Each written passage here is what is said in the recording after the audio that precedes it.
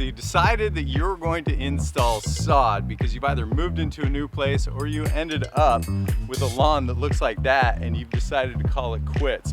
Now today in this video, we're gonna explore how to get the sod down right so it roots nice and you end up having a nice plain surface. Now, when it comes to sodding, the first mistake I see people make is not doing the right research. Reputable sod farm companies will get their grass seed from reputable seed companies that actually have research and development centers like this one. Now, the best part about these research and development centers is they test a variety of factors like, does it do well in the shade? Does it do well in full sun areas? Is it heat tolerant? Is it cold weather resistant? Is it resistant to fungus? Is the native color light? Is the native color dark? Now, these all are factors you should be asking yourself in what type of grass that you want. Now, if you find a company that has extremely cheap sod, buyer beware. Now, the biggest side effect that I see from cheap sod is it usually isn't very resistant to fungus in local areas and the overall health is low. And that is something that is very difficult to fix in the long run. Now, you end up paying for it either way because you end up having to introduce more fungicide applications per season than if you had a cultivar that had a better resistance to fungus and overall good health standing. Now, once you find that reputable company that you're happy with, believe it or not, you're not out of the woods just yet. Which leads us into mistake number 2, which is where people install the wrong type of grass for specific areas of their yard. Now, if I were to break this down into 2 easy categories, I'm talking about heavy shaded areas and full sun areas. Now, most area specific sod farm companies are going to offer you grass types that do moderately well with full sun. Moderate to heavy shaded areas, well, that's a different story. Now, I'm going to break this down fairly simple for you. If you guys live in a cool season grass area, fine fescues have the greatest shade tolerance among the common cool season grasses, while tall fescue actually does moderately well in shady areas. Now, when it comes to perennial ryegrass and Kentucky bluegrass, they commonly need a minimum of 4 hours of sunlight. Now, there are some exceptions, like with bluegrass.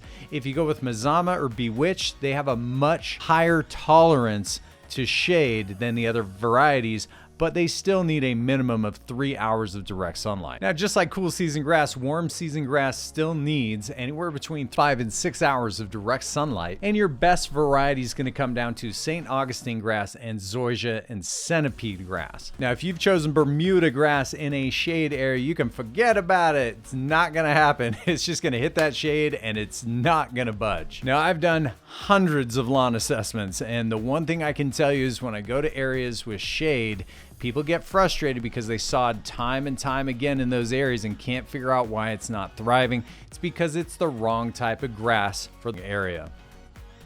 Once you've chosen the right type of sod for the right areas, we move on to mistake number 3, and that's not having the right tools for the job. Now, my preferred list of tools is fairly simple. I like to have a flathead shovel, a wheelbarrow or a cart, a machete to cut with, a tamper, and a Levelawn or a landscape rake. Now, understandably, once the sod gets there, a lot of us get impatient. We just want to dive right in and just get the job done. Now, each one of these tools serves a very specific purpose in the process, and that's why it's important to have this, because it's going to speed up the job tenfold. Now, mistake number 4 is surprising but not surprising, and that is more often than not, people do not prep or level the soil before they lay the sod. Today, what I want to do is tackle this park strip. Now, the problems that we're going to face are this sod has a 1-inch lip. So I want to make sure that I get as flat across as possible because Mr. Grasscapades there really enjoys the real low mow. So we need to get a piece of sod down first, I guess. No, I'm saying just to see the level that we want. Oh, yeah.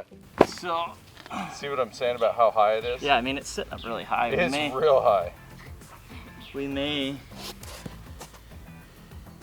get it now. Yeah, we may need to take it down. Oh, I was waiting for it. A little bit. Now, personally, I feel like you can level as you go, and that is the fastest way to get through the job.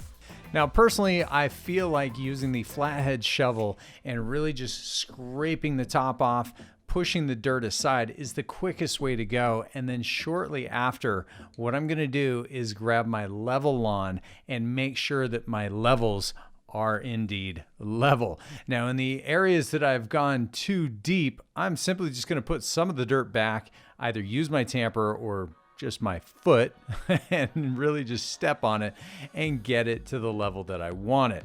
Now, if you don't do the work now, you're going to regret it later. Next example, what I'm doing is I'm raising the height of where I want the sod to be because we had a slight slope. Now, the approach to this is slightly different. Now, the obvious thing is instead of taking away dirt, we're going to be putting dirt in. Now, the most important aspect of this is to compact the dirt and to level it at the exact same time. Now, if you choose not to compact the dirt, over time what happens is you're watering, all that dirt gets pushed down and it ruins the level. So I really focus on using the tamper and just kind of pounding it down, getting that compaction to occur before we put the sod back. Oh, it's just about seamless, bro.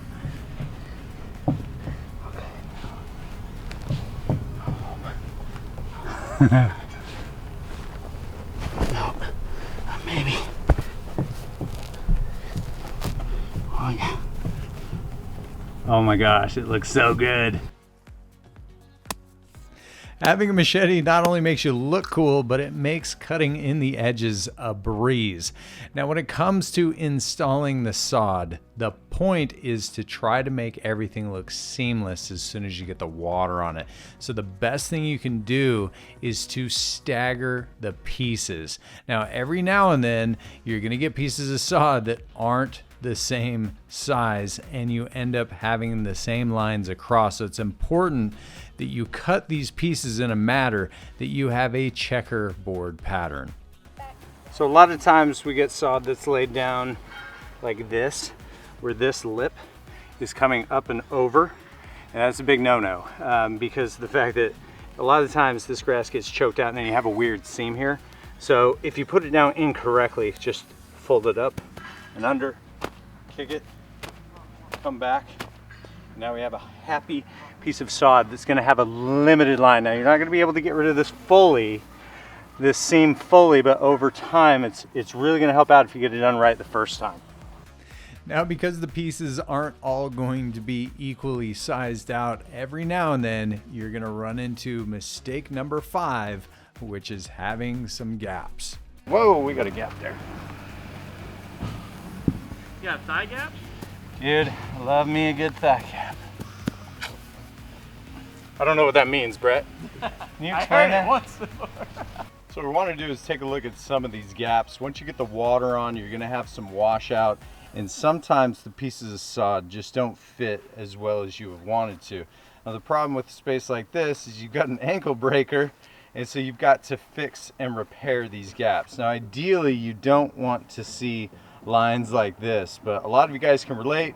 When you get tired, you're not paying as good of attention as you possibly could, and you end up with a couple of these. Now for the most part, everything's looking really, really good and really, really tight, and this is a normal situation to have. So you have a couple of choices here. Now this is a warm season grass, it's Bermuda, so technically you don't have to patch this. If you would just lay dirt on the inside of here, no problem. For you cool season grass types, it's not gonna work the same way. So what I typically like to do is just to size it up a little bit, make a nice little cut, pretty simple, patch it in, and make sure that it sits level so it's not chunky. Now this is pretty good. Now ideally, what we're gonna wanna do here in about a month, month and a half is to do a top dressing with sand to get the rest of this all smoothed out. Now, a lot of you guys are probably curious to know what is going to go down as a starter fertilizer. Now, when it comes to fertilizers, I like to evaluate a couple of things. More oftentimes than not, when you end up at a sod farm, they're going to put a starter fertilizer on it as they cut it to make sure that it's continuously going to grow. Now they'll use anywhere between a pound of nitrogen and a pound and a half of nitrogen, so it pushes it for 6 to 8 weeks at a time. So sometimes it's not necessary to put it down, so you're going to want to ask a few key questions. Now if they haven't done that, then you're going to want to focus on about a pound of nitrogen per 1,000 square feet. More importantly, you're going to want to look at the potassium and the phosphorus. That's why companies like Miracle-Gro, they're going to do a 12-12-12 starter fertilizer, and you're going to want to put that down at about 8 to 9 pounds per 1,000 square feet to get between that 1 pound and 1.25 pounds of N per 1,000 square feet to really push it. Now personally, I like to focus on the micronutrients, which is a really simple thing to do now that we have Next products. You've got the X-Green and the RGS, which is Root Growth Stimulator, which is a very awesome choice when you put the sod down, is to entice all that downward growth for rooting. Now when it comes to rooting, it's gonna take about 2 months for cool season grasses and about anywhere between 4 and 8 weeks for your warm season grasses if you push it appropriately with fertilizer. Now our final step to this whole project is proper watering, which leads us into mistake number 7. It's very common to overwater and or underwater in these situations, which are equally bad. Now, from what I've noticed in the industry is people are going to tell you to water about 12 times a day and turn your entire lawn into a swamp, and somehow that's going to help rooting. Now the problem with this theory is you end up with some malicious funguses, especially like Pythium blight, and you end up having large chunks of grass that die out. Now best case scenario, you end up with a leaf spot or melting out fungus that you have to deal with later, but at least your entire lawn doesn't die. Now the first thing we want to do is to adjust the sprinklers, make sure we have even coverage. Then we want to prove our coverage by doing a water output cup test. This is where we put a series of cups in the lawn. We run a 20-minute cycle, and then we record how much is in each cup. Now, if we get one cup that is producing more water than the majority of the other cups or less water, we know that that sprinkler needs some adjustments. Now, this is also going to tell us how many inches of water are coming out of the system per hour. Now, the reason why this is so important is because we want to establish water saturation 6 to 8 inches deep into the soil. Now, once we've established that proper water saturation, then all we need to do is fight evaporation. So the water that's evaporating into the air, we just want to simply replace that with our regular time. So for example, in the month of May in Utah, we need about 1 inch of water to keep up with evaporation. So if we know that we get 3/4 of an inch per hour coming out of our system, we need to run it for about 1 hour and 15 minutes per week. Now, since the sod is new, I'd recommend daily. So you take that 1 hour and 15 minutes per week and you divide that by 7. Then we can get a daily value. And because it is new sod and we don't want the soil to technically dry out at all, we'd want to use the sprinkler system several times during the day to keep it wet. But once we've established the water 6 to 8 inches deep into the soil, it's just a matter of maintaining that. We don't want it too wet, we don't want it too dry, and that's exactly how we do it. No questions asked. If you want to take your lawn from looking like this to having a lawn that looks like this, it all comes down to hard work. And if you follow my tips and tricks for sodding, it's not going to be easy, but it's going to be worth it. If you guys have any questions, comments, or concerns, hit me up in the comments down below. You know I'd love to help you guys out. Till the next time, guys, this is the Pest and Lawn Ginja. We're slaying lawns.